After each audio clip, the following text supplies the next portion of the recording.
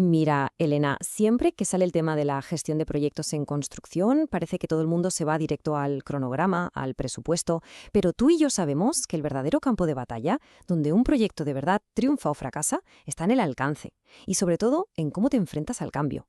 Has dado en el clavo, Marco. Y es que yo creo que ahí es donde muchísimos fallan, desde el minuto cero. Ven el cambio como si fuera el enemigo a batir, cuando la realidad es que es una constante que hay que aprender a dominar. Y justo de eso vamos a hablar hoy, de cómo coger las riendas del alcance, del cambio y de toda la tecnología que lo rodea. Exacto. Es que para mí el punto de partida es una idea que no me canso de repetir. El mayor riesgo no es que el proyecto cambie. Por favor, si los proyectos de construcción están vivos, claro que cambian. El auténtico peligro es intentar gestionar la complejidad que tenemos hoy con una mentalidad de hace 20 años. A ver, es como querer levantar un rascacielos con las herramientas de un carpintero del siglo XIX.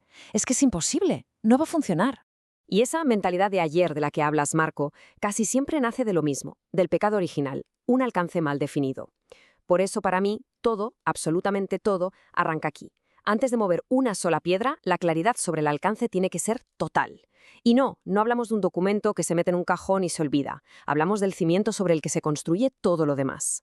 Pero ojo, aquí viene el matiz que la mayoría pasa por alto. No se trata de hacer una simple lista de entregables. El primer mandamiento es obsesionarse con los resultados, con la misión. Antes de ponernos a hablar de metros cúbicos de hormigón, la pregunta fundamental es ¿qué problema estamos resolviendo de verdad? ¿Qué valor estamos creando?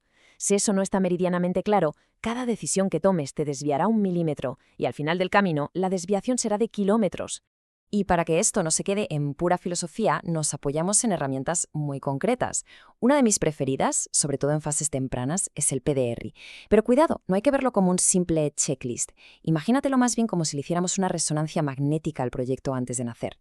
Nos da una imagen con una precisión brutal de cómo de maduro está el alcance y nos permite cazar esas ambigüedades, esas indefiniciones, antes de que se conviertan en agujeros millonarios durante la ejecución. ¡Buah! Me encanta esa analogía de la resonancia magnética, Elena, de verdad. Vale, tienes un diagnóstico clarísimo del alcance. Perfecto. Pero ahora empieza lo bueno, lo difícil. Mantener a ese paciente sano durante todo el tratamiento, que es la ejecución. Y para eso, Elena, hacen falta herramientas de cirujano, no de médico de cabecera. Totalmente. Y una de esas herramientas de alta precisión es la ingeniería de valor. La gente suele pensar que esto va de recortar costes, y se equivocan de pleno. Es un proceso mucho más inteligente. Lo que hacemos es básicamente deconstruir el proyecto. Primero analizamos la función. ¿Para qué sirve realmente cada cosa? Luego soltamos la creatividad. Venga, ¿de qué otras formas podríamos conseguir esa misma función?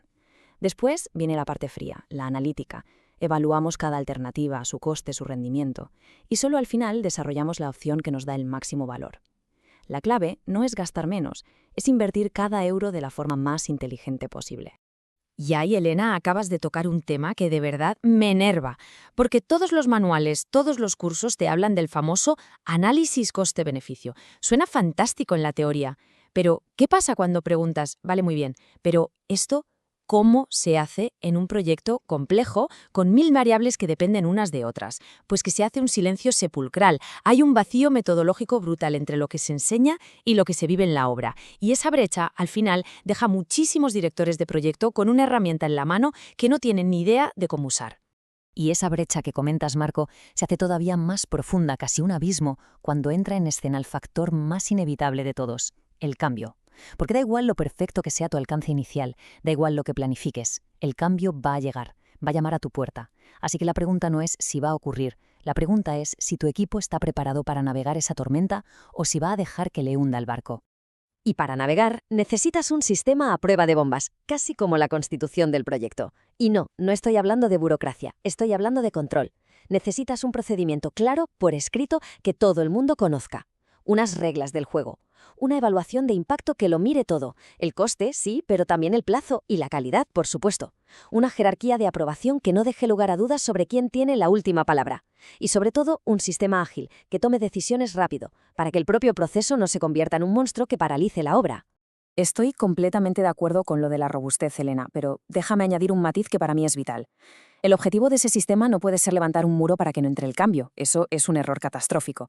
El objetivo debe ser crear una autopista de alta velocidad para que el cambio fluya, para procesarlo con rapidez y con inteligencia, Porque seamos sinceros, un proceso de cambio lento es en la práctica tan destructivo como no tener ningún proceso, a veces incluso peor. Y claro, en cuanto hablamos de velocidad e inteligencia, todas las miradas giran hacia el mismo sitio, la tecnología. Es la gran promesa, ¿no? El santo grial que parece que va a resolvernos todos los problemas de gestión. Pero justo aquí es donde el debate se pone de verdad interesante, porque la tecnología, amigo mío, puede ser tu mejor aliada o puede ser el peor de los espejismos. Hombre, desde luego que es una aliada. Piensa en las ventajas que nos da hoy en día. Tienes sistemas PMS que lo centralizan todo. Puedes usar realidad virtual para simular el proyecto y pillar fallos antes de que existan. Son herramientas potentísimas. Potentísimas, sí, no te digo que no, pero vienen con una cara B que los vendedores de software se cuidan mucho de no enseñar. ¿Hablamos de los costes ocultos de licencias e implementación que nadie te cuenta? ¿O de las curvas de aprendizaje brutales que dejan a tus equipos paralizados durante meses? ¿O del riesgo gigantesco de apostarlo todo a una tecnología que mañana se queda obsoleta? Es que la euforia tecnológica muchas veces choca de frente con la cruda realidad de las operaciones. Tienes toda la razón del mundo, Marco. Esos riesgos son muy reales y sería de necios ignorarlos. Y creo que este debate nos lleva, de forma natural, a la verdadera síntesis de todo esto. Porque al final, después de darle vueltas a los procesos, a las herramientas, a la tecnología, todo se reduce a un único factor, el que de verdad inclina la balanza, el factor humano. Exacto. A ver, la tecnología y los procesos son facilitadores increíbles. Son como el bisturí del cirujano o el monitor de constantes vitales. Indispensables, nadie lo duda. Pero la decisión final, la que de verdad importa en un momento de crisis, esa no la toma un software. Esa reside en el juicio humano, en la experiencia que uno lleva en la mochila, en esa capacidad de un jefe de proyecto para leer una situación más allá de los datos y tomar la decisión correcta.